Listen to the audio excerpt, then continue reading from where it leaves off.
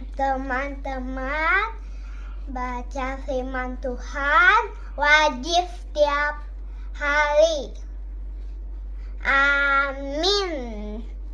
Halo teman-teman, baca firman Tuhan wajib setiap hari. Amin. Shalom. Selamat pagi dan salam sehat buat kita semua. Tuhan memberkati kita.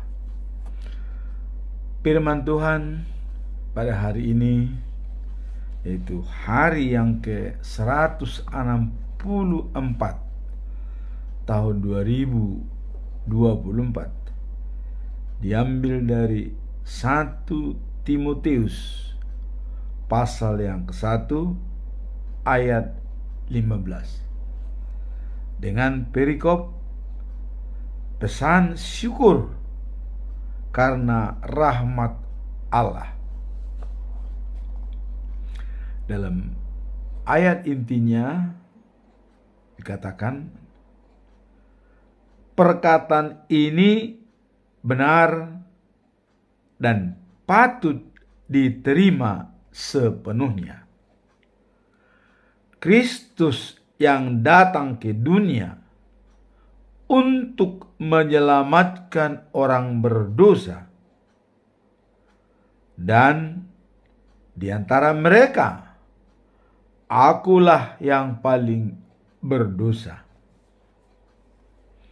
Inilah firman Tuhan pada pagi hari ini. Nah, kemudian dalam bacaan pagi yang tertulis dalam Filipi 2 atau pasal yang kedua ayat 19 sampai dengan 24. Pesan Paulus kepada jemaat Filipi akan mengutus Timotius. Dan bacaan malam diambil dari 2 Korintus pasal 6 ayat 1 sampai dengan 10. Berbaik dengan Allah melalui Kristus. Ketiga bacaan ini yang sudah diatur oleh HKBP adalah sangat baik untuk membuat kita memahami firman Tuhan. Perikop pertama adalah pesan syukur karena rahmat Allah. Dan di sana surat atau pesan Paulus kepada Timotius. Dan siapa sebenarnya Timotius?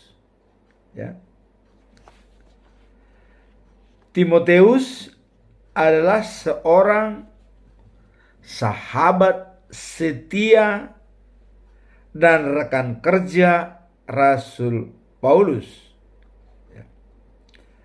dalam pemberitaan Injil, terutama kepada jemaat-jemaat di wilayah Asia Kecil. Jadi Timotius ini adalah sahabat daripada Paulus dan rekan sekerja dalam melayani Tuhan, yaitu tentang kabar baik, tentang kesetiaan dan ketekunan Timotius dalam melayani, khususnya jemaat Tuhan, sering disebut dalam surat-surat Rasul Paulus. Nah, dan surat pertama Paulus kepada Timoteus intinya adalah untuk memberikan nasihat, bimbingan, dan dorongan atau motivasi kepada Timoteus dalam pelayanannya kepada jemaat yang ada di Efesus, dan juga memberikan petunjuk ya,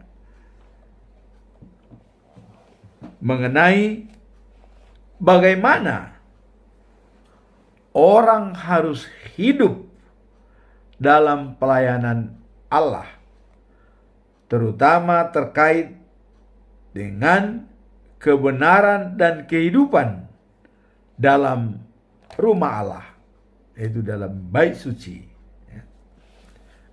Kemudian siapa? Paulus.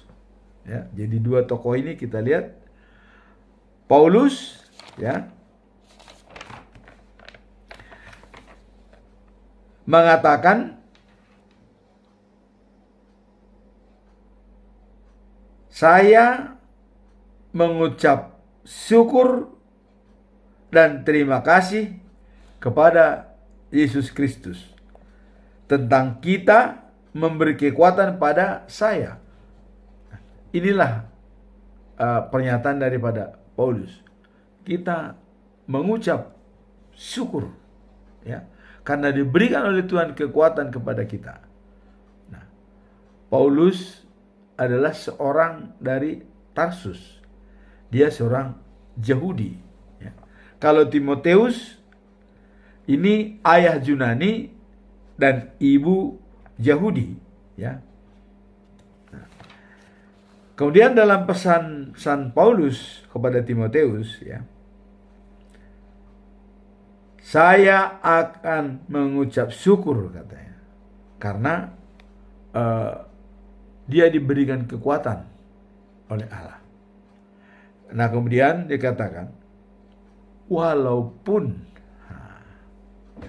dahulu, ya, saya memfitnah dan menghina dan menganiaya orang-orang pengikut Kristus.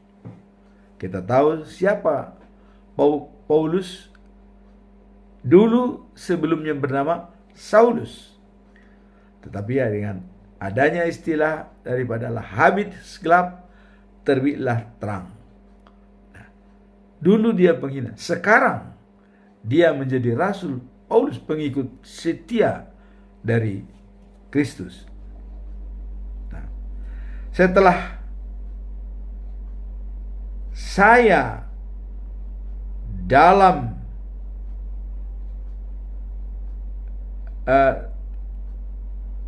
terang Allah, katanya, karena habis gelap terbitlah terang. Setelah saya dalam terang Allah, anugerah dari Tuhan yang diberikan kepada Paulus, ya, Allah memberikan kepadanya kemampuan untuk percaya kepadanya dan mengasihi sesama manusia. Jadi diberikan kemampuan kepada dia untuk mempercayai sepenuh hati kepada Tuhan Yesus dan juga mengasihi sesama manusia. Dan kemampuan itu diberikan kepada kita semua yang sudah bersatu dalam Kristus.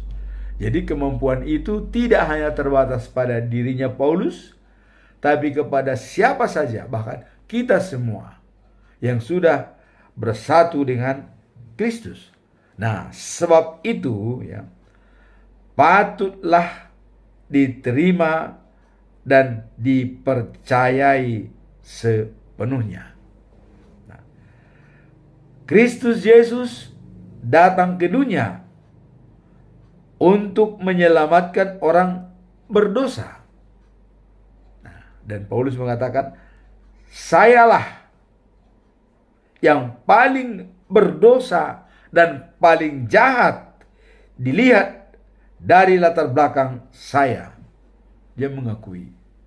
Artinya, Yesus Kristus datang untuk menyelamatkan manusia dari dosa-dosanya. Dan pengakuan daripada Paulus, sayalah yang paling berdosa dan paling jahat, ya, sebelum pengikut Kristus.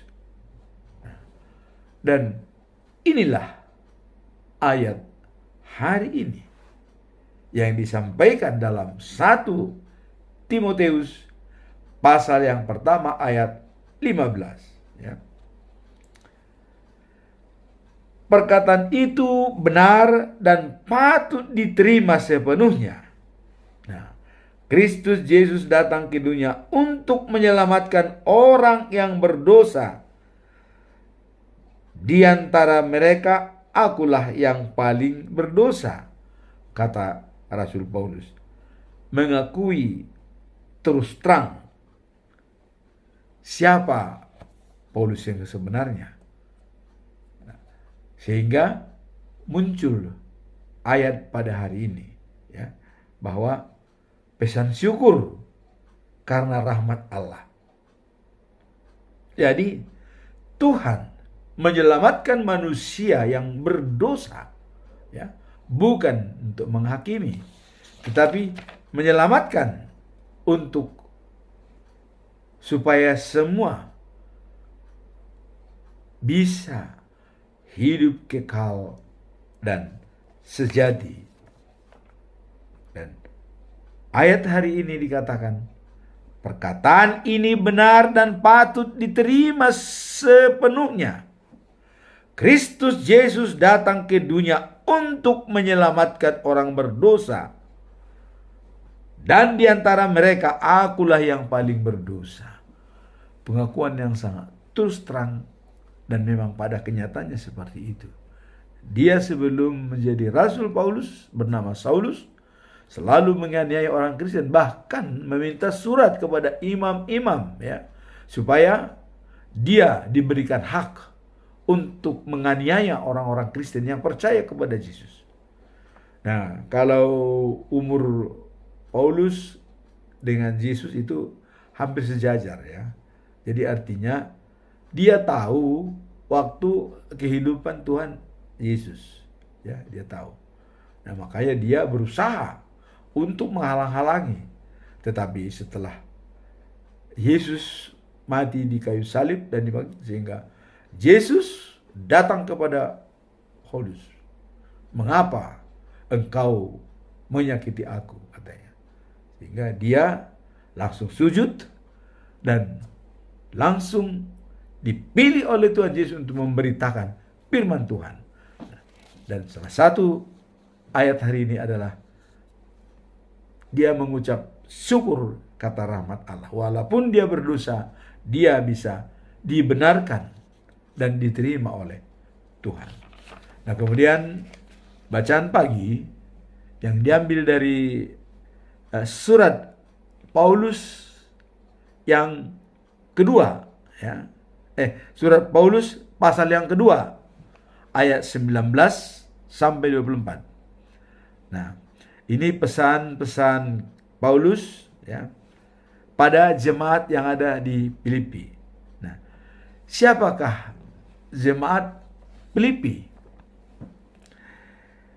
Jemaat di Filipi adalah teladan bagi gereja-gereja lain, ya, menunjukkan kasih, kerjasama, dan kesetiaan mereka hidup dalam kesatuan Roh Allah dan bekerja sama dalam memberitakan Injil atau firman Tuhan. Nah, kemudian jemaat di Filipi, ya, dituntun untuk hidup dalam kasih. Nah, seperti tertulis dalam Filipi 2, ya, ayat 1 sampai 4. Mereka juga diajarkan untuk bersuka cita dalam segala hal dan tidak cemas. Nah, kalau kita lihat dalam Filipi 4 ayat 4 sampai dengan yang ke-7, kesetiaan dan kerjasama di antara anggota jemaat, ya, dan sangat penting sehingga mereka dapat melayani. Jadi kalau kita lihat dalam Filipi 4 ayat 4, bersukacitalah senantiasa. Sekali lagi aku katakan, bersukacitalah senantiasa dalam Tuhan dan bersukacitalah. Nah, kemudian ayat yang kelima dikatakan bahwa hendaklah kebaikanmu diketahui semua orang. Ya. Jadi apa yang kita punyai, orang lain juga tahu. Seperti Paulus menyampaikan kepada jemaat, ya, pada hari yang lalu juga, saya siap mati demi Kristus, dan itu bisa menjadi contoh bagi semua orang, kata Paulus, ya. Nah, kemudian ayat 6 dikatakan juga, ya, jangan khawatir tentang apapun. Jadi jangan khawatir tentang apapun, tetapi nyatakanlah segala hal dan sampaikan pergumulanmu kepada Tuhan. Ya. Nyatakan apa yang masalah, apa yang kita khawatirkan kepada Tuhan. Ya. Nah, dan ayat yang ke-7 dikatakan damai sejahtera Allah yang melampaui segala akal, ya, memelihara hati dan pikiran dalam Kristus. Inilah yang dikatakan pesan khusus pada jemaat di Filipi dan akan mengutus Timotius dan memberikan pencerahan kepada jemaat di Filipi. Nah, jadi dalam perikop ini kita mengatakan bahwa Paulus menyampaikan kepada jemaat Filipi, ya, mengatakan, ya, saya percaya bahwa pertolongan Tuhan segera dapat mengutus Timotius kepadamu supaya saya terhibur dengan berita kalian. Jadi karena Paulus melihat Timotius ini sebagai role model, ya, apabila dia mengirim Timotius ke jemaat Filipi, karena Filipi itu adalah jemaat yang diangkat atau pendirinya adalah Paulus. Nah, Timotius rekannya, dan dia akan mengirim Timotius ke jemaat Filipi supaya sukacita dia bisa tetap terjaga, karena melihat, ya, karena Timotius katanya, ya, satu-satunya orang yang sejiwa dengan saya. Nah, jadi kalau sudah dikirim Timotius ke Filipi, maka Paulus akan merasa terhibur dan gembira, karena Timotius adalah satu jiwa yang sejiwa dengan Paulus. Artinya sama-sama tahu mengenai apa rahasia Allah kepada mereka dan dunia ini. Nah, karena yang lainnya katanya hanya mengurus diri sendiri. Jadi bukan tidak ada jemaat-jemaat yang lain, tetapi yang lainnya itu bisa dihandle oleh Paulus, akan mementingkan diri sendiri. Nah, Timotius adalah merupakan pilihan dari Paulus yang bisa menggerakkan, memberikan motivasi, dorongan kepada jemaat yang ada di Filipi. Dan dia sudah bekerja keras bersama saya untuk penyebaran kabar baik. Jadi tidak diragukan lagi. Nah, jadi Paulus mengatakan bahwa Timotius sudah bekerja sama dengan saya dan tidak diragukan lagi. Nah, terimalah dia untuk dalam pekabaran Injil di dalam jemaat yang ada di Filipi. Nah, saya percaya bahwa dengan pertolongan Tuhan, saya sendiri pun tidak lama lagi akan mengunjungi kalian. Nah, itu pesan Paulus. Nah, jadi Paulus adalah orang yang mendirikan jemaat Filipi, ya. Nah, Paulus datang ke kota Filipi pada perjalanannya dalam pelayanan Injil dan mulai pemberitaan firman Tuhan, ya, di sana. Jadi Filipi itu adalah wilayah Makedonia. Nah, untuk lebih jelasnya kita dapat lihat Kisah Rasul pasal 16, ya. Siapa Paulus tersebut? Nah, itulah mengenai pesan-pesan yang disampaikan oleh Paulus kepada jemaat yang ada di Filipi, bahwa dia akan mengutus Timoteus karena Timoteus sejiwa dengan Paulus. Jangan ragukan lagi dia, bahwa dia juga sangat-sangat paham dalam pemberitaan firman Tuhan. Nah, itulah dalam bacaan pagi. Kemudian kita lihat bacaan malam. Nah, ini juga surat Paulus ke jemaat Korintus, ya, yang kedua. Pasal 6 ayat 1 sampai 10. Nah, berbaik dengan Allah melalui Yesus Kristus. Jadi fokus sentral tetap Yesus Kristus, ya. Siapa jemaat Korintus? Jemaat Korintus adalah jemaat gereja yang berada di kota Korintus pada zaman Rasul Paulus, ya. Dan pendirinya adalah Rasul Paulus sendiri pada tahun kira-kira 50 sampai 52 Masehi.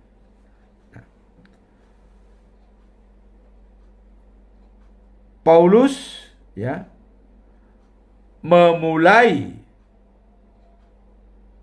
surat kedua atau menulis surat kedua kepada jemaat Korintus untuk memberikan pengajaran-pengajaran yang salah, ya. Jadi intinya daripada surat yang kedua dari Paulus ke jemaat Korintus adalah penyampaian beliau kepada jemaat Korintus tentang pentingnya kesetiaan, kasih karunia, dan penerimaan terhadap pelayanan yang mendapat karunia dari Roh Allah. Nah, jadi dikatakan kepada jemaat Korintus tentang pentingnya kesetiaan, ya, kasih karunia, dan penerimaan terhadap pelayanan yang mendapatkan Roh Allah. Jadi surat Paulus yang kedua kepada jemaat Korintus memiliki pesan tentang penyampaian tentang pengampunan. Kemudian tentang kerendahan hati yang dapat mengubah hidup bagi setiap orang yang percaya pada Yesus. Jadi pentingnya ada pengampunan, ya, kerendahan hati dari setiap orang yang bisa mengubah hidup mereka. Artinya kalau semua orang bisa minta maaf kepada teman, ada pengampunan dengan rendah hati, dan bisa mengubah hidup mereka untuk lebih baik bersama-sama dan bersinergi. Nah, serta betapa Allah memberikan kesempatan, ya, dan memberikan kesempurnaan dalam kelemahan manusia. Jadi kata Paulus bahwa manusia bisa disempurnakan oleh Tuhan. Nah, makanya kalau kita dalam surat Paulus ke jemaat yang di Rom, ya, yaitu pasal 12 ayat 2 dikatakan, jangan sama dengan dunia, tapi lakukanlah perbuatanmu, budi pekertimu yang sempurna.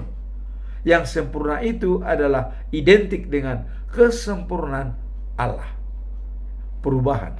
Nah, kalau di sini tadi dikatakan adalah merupakan pengampunan, ya, dan kerendahan hati dapat mengubah bagi setiap orang yang percaya kepada Tuhan. Nah, ini berarti telah memberikan, ya, kesempurnaan dalam kelemahan manusia. Jadi kelemahan manusia itu apa? Ya, tidak mau minta maaf, ya, tidak legowo, ya, kemudian tidak setia, kemudian sombong, ya. Itulah kelemahan manusia. Tapi Paulus mengatakan dengan adanya pengampunan, mau minta maaf, ya, dan juga adalah kerendahan hati, maka dapat mengubah hidup mereka. Nah, dalam perikop ini dikatakan berbaik dengan Allah melalui Yesus Kristus. Apa yang dimaksud dengan itu? Nah, Paulus mengatakan, ya, karena kami bekerja sama dengan Allah. Jadi Paulus sudah mengatakan bahwa kami bekerja sama dengan Allah, teman sekerja Allah. Dia sudah mengatakan itu, ya. Maka dikatakan bahwa pekerja berbaik dengan Allah melalui Yesus, karena Paulus menganggap dia sudah teman sekerja Allah. Nah, sedangkan kita tahu, ya, Allah memberikan anaknya yang tunggal untuk menyelamatkan manusia.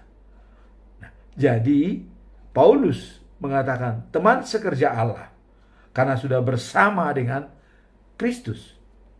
Ya. Nah, dan dengan sangat pesan beliau mengatakan, janganlah kalian menyanyiakan kebaikan hati Allah. Ya, karena Allah mengatakan. Nah, jadi dengan adanya kebaikan hati Allah, jangan kita sia-siakan. Karena Allah mengatakan, ya, pada waktu yang diperkenankan, aku sudah mendengarkan engkau. Pada waktu yang diperkenankan. Kemudian pada hari keselamatan, aku telah menolong engkau. Kapan? Hari yang diperkenankan. Dan waktu yang diperkenankan itu kapan? Dan hari keselamatan itu kapan? Hari ini. Hari esok kita tidak tahu apa yang terjadi. Nah, makanya orang bijak mengatakan, today is reality, but tomorrow is challenge. Hari ini kenyataan, besok tantangan. Maka pada waktu yang diperkenankan, aku sudah menolong engkau. Aku akan mendengarkan engkau. Tuhan akan mendengarkan pada hari yang diperkenankan. Kapan? Today. Hari ini. Dan pada hari keselamatan, aku telah menolong engkau. Kapan? juga hari ini, today. Ya. Jadi waktu yang diperadakan itu adalah pada hari ini, dan keselamatan hari ini. Maka ada dikatakan ditiki parasian. Pada saat inilah kita bisa diselamatkan oleh Tuhan. Kalau kita sudah meninggal, tinggal penghakiman, ya. Tidak ada lagi penyelamatan di sana. Sekaranglah penyelamatan itu waktu kita masih hidup. Jadi napas kita adalah doa kita. Itu mengatakan. Dan setiap kita bernapas, kita berdoa. Jangan sia-siakan hari yang baik, ya, hari ini. Karena hari ini adalah hari yang terbaik bagi Tuhan. Maka ada bacaan firman Tuhan setiap hari. Selama 365 hari, itu selalu kita harus lihat. Ya. Ini yang dikatakan. Paulus mengatakan, hari ini. Nah, keselamatan itu adalah hari ini. Dan Yesus datang ke dunia untuk menyelamatkan manusia. Karena kebaikan Allah yang tidak mau menghakimi, tetapi mau memperbaiki. Nah, kalau sebelum Yesus datang dulu, ya kita tahu begitu marahnya Tuhan kalau manusia berbuat jahat. Ya, bisa kita lihat. Selama Tuhan memimpin dunia, ya, Dia sebagai raja, tidak ada ampun. Karena dikatakan, yang menghormati aku akan ku hormati. Yang menghina aku akan ku hina. Bukan dihina lagi, dimatikan. Ya. Nah, Allah marah pada waktu zaman Nabi Nuh. Ya. Manusia tidak boleh lagi hidup, katanya. Ini udah keterlaluan ini, kejahatan manusia keterlaluan. Ya. Datangkan air bah. Semua orang mati, binatang mati. Hanya Nabi Nuh yang hidup bersama anak-anaknya. Nah itulah, kalau Tuhan marah. Nah, tapi setelah itu Tuhan sudah berjanji, saya tidak akan lagi menghancurkan manusia. Nah, maka dikirimlah Yesus, ya, anaknya yang tunggal ke dunia untuk menyelamatkan manusia. Nah, kemudian kapan penyelamatan ini? Ya, pada saat kapan kita mendengar Yesus. Nah, ini pemberitaan. Paulus dengan giat-giatnya memberikan surat ke Timoteus, ya, Titus, ya, dan juga ke jemaat-jemaat di Korin, ya, Efesus. Begitu gencarnya. Nah, Paulus mengatakan hari ini. Jadi ada waktunya yang diperkenankan, aku sudah mendengar kata Allah. Nah, kemudian pada keselamatan, aku telah menolong engkau, katanya, pada hari keselamatan. Hari ini kita diselamatkan oleh Tuhan. Kita didengarkan oleh Tuhan. Karena kalau kita sudah meninggal, bukan lagi untuk penyelamatan, tetapi itu penghakiman. Nah, itu bedanya, ya. Jadi selama kita di dunia ini ada penyelamatan, tapi setelah kita meninggal itu tidak ada lagi penyelamatan, tapi penghakiman. Artinya sudah selesai, tugas sudah selesai, ya. Tinggal kita menerima apa yang kita lakukan selama ini. Nah, itulah kira-kira kata Paulus tadi bahwa berbaik dengan Allah melalui Yesus Kristus. Pakai kesempatan itu. Dia datang ke dunia, pakai kesempatan. Dia naik surga, dikirim roh Allah, pakai kesempatan untuk menolong. Nah, jadi itulah dikatakan bahwa hari ini, today is reality, but tomorrow is challenge. Hari ini kenyataan, tapi besok itu tantangan. Nah, supaya kenyataan dalam hidup kita pada hari ini, maka terimalah Yesus dalam hidupmu pada hari ini. Nah, karena itu kami berusaha memberi pelayanan sebaik mungkin sebagai hamba-hamba Allah. Jadi sebagai hamba Allah, siapapun itu harus memberikan pelayanan sebaik mungkin dimanapun berada. Nah, sekarang ini hamba-hamba Allah itu siapa? Yang membawa pemberitaan firman Tuhan. Ya, pendeta, penatua, siapapun. penginjil, yang memberitakan pemberitaan itu termasuk hamba Tuhan. Sama semua, ya. Di mata Tuhan manusia itu sama. Tua, muda, besar, kecil. Pangkatnya pendeta, eporus, paus, siapapun dia. Di mata Tuhan itu sama. Ya. Dan Tuhan sudah mengatakan, ya, yang datang pertama belum tentu masuk duluan. Tapi yang datang belakangan itu bisa masuk duluan. Nah, jadi bukan lamanya kita pengikut Kristus jaminan untuk masuk duluan, tidak. Ya, yang belakangan juga bisa masuk duluan.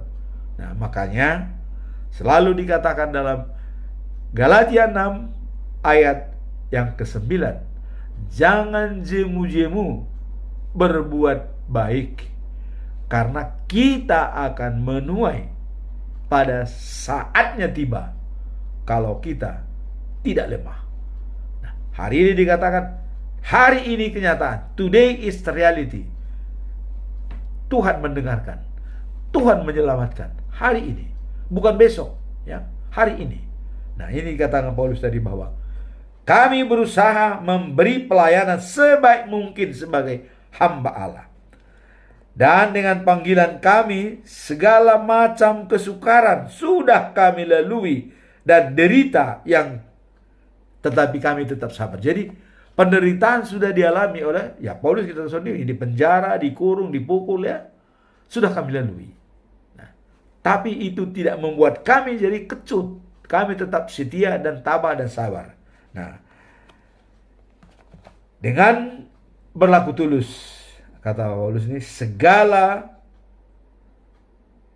bijaksana dan sabar, baik hati, kami menunjukkan bahwa kami adalah hamba Allah, ya, dan bergantung pada pertolongan Roh Allah, ya, dengan kasih, ikhlas, dan tulus. Tuh. Jadi menunjukkan bahwa kami adalah hamba Allah dan bergantung kepada Roh Allah. Kenapa dikatakan bergantung pada Roh Allah? Karena waktu Yesus naik ke surga, Dia menjanjikan Roh Allah. Nah, maka kita ini sekarang sudah bergantung kepada Roh Allah, ya. Itu yang menjadi penolong kita. Itu makanya Paulus mengatakan bahwa kami sebagai hamba-hamba Allah, ya, dan bergantung kepada Roh Allah. Nah, demikianlah bacaan firman Tuhan hari ini yang dimulai dari bagian perikop yang pertama, yaitu pesan syukur karena rahmat Allah, ya. Jadi Paulus mengatakan bahwa Yesus datang menyelamatkan orang yang berdosa. Tapi sayalah yang paling berdosa itu, kata Paulus, ya. Ini pengakuan yang jujur. Ya. Saya kira perlu ini kita lihat role model ini. Kita semua harus mengakui bahwa kita memang bersalah di mata Tuhan. Tapi kita dikatakan hari ini, kata Paulus, ya, hari ini Tuhan mendengarkan. Hari ini Tuhan menyelamatkan kita. Jangan tunggu sampai besok. Apa yang dapat dikerjakan hari ini. Tugas kita adalah life after life, the news of Jerusalem. Itu selalu saya katakan, supaya visi kita selalu mengacu ke sana untuk memperbaiki segala pekerjaan kita. Kalau kita sudah mau menuju hidup setelah hidup, tentu perbaikan kualitas daripada kehidupan kita. Tetapi kalau kita memang tujuannya mati setelah hidup, ya udah, silakan berbuat jahat semaunya, seenaknya, silakan. Tapi ingat, tujuannya itu adalah mati setelah hidup. Tetapi kalau tujuan hidup setelah hidup, berbaiklah kepada sesama. Dan Paulus mengatakan, hari ini, today is reality, but tomorrow is challenge. Hari ini adalah kenyataan, kalau besok itu tantangan. Kenapa tantangan? Karena kita belum tentu hidup untuk besok.